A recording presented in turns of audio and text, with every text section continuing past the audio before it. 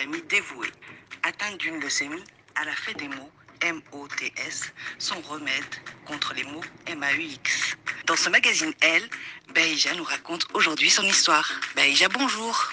Bonjour, Comment se déroulait votre vie avant la maladie, Bahija?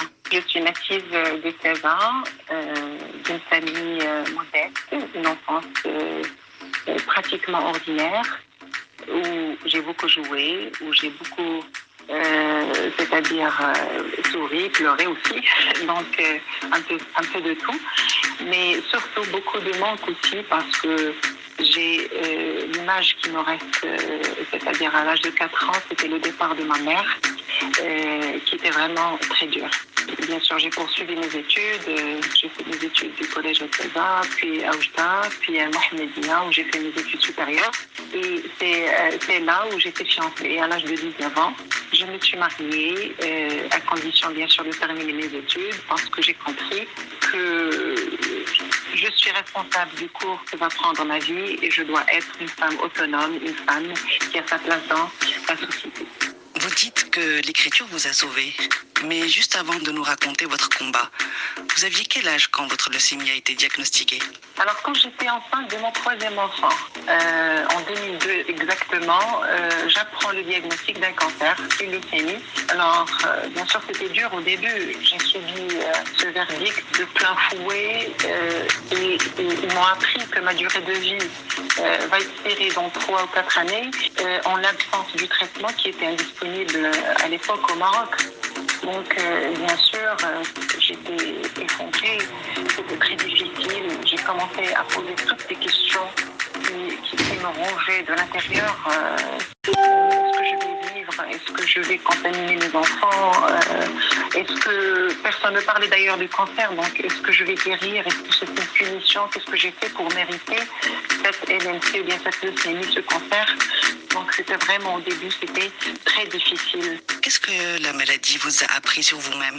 D'abord, j'ai appris à m'accepter comme je suis. Donc, j'ai appris à m'aimer, à me pardonner et à pardonner aussi à ma leucémie, à mon cancer. Donc, et surtout à tolérer l'imperfection dans ma vie.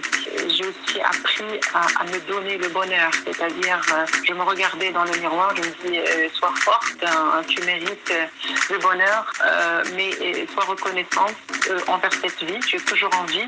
Donc, ne gaspille pas ton histoire, ne gaspille pas ces souffrances-là, ni ton combat, mais essaie de les utiliser pour avancer. Qu'est-ce qui vous a justement poussé à vous dépasser et à vaincre cette maladie?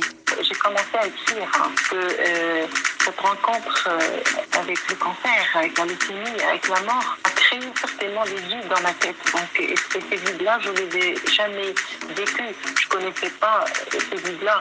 Donc, il fallait que je leur donne un sens. Et bien sûr, quand on donne un sens au non-sens, c'est un peu difficile. Donc, il faut créer quelque chose.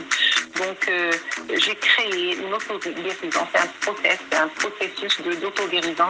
J'ai commencé à écrire.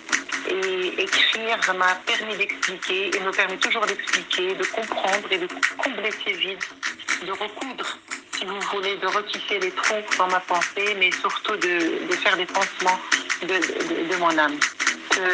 Moi, je dis toujours, pourquoi écrire si ce n'est pas noir? Donc, quand on souffre, on écrit. Et moi, j'ai retrouvé l'écriture comme un des multiples outils thérapeutiques tels que la peinture, le théâtre, etc. Donc, pour moi, l'écrirothérapie m'a sauvé la vie. Vous avez également fondé une association, Bahija. Pouvez-vous nous en dire plus? En 2011, j'ai créé l'association avec des patients et des parents de patients, l'association des malades atteints de leucémie ML. Et j'ai beaucoup aimé ce mot ML en arabe parce que vraiment, on voulait inspirer les gens, on voulait donner de l'espoir. J'ai toujours refusé ce rôle de victime passive. Et bien sûr, j'ai transformé toutes mes souffrances en une rage de vivre. Pas seulement pour moi, mais aussi pour les autres. Donc, je voulais contaminer les autres. Je voulais me rendre utile. Et ça, c'est une deuxième thérapie, si vous voulez. Et montrer le chemin de la vraie guérison pour les gens, de leur dire que, voilà, tout se passe dans la tête, il faut être guéri dans sa tête et tout suivra. Donc, il faut juste savoir accepter la main qui vous est tendue. Merci infiniment pour ce beau témoignage, Bahija. Merci à vous, Madame Nadia. Merci à vous de nous avoir suivis. Je vous donne rendez-vous la semaine prochaine pour un nouveau parcours de femme.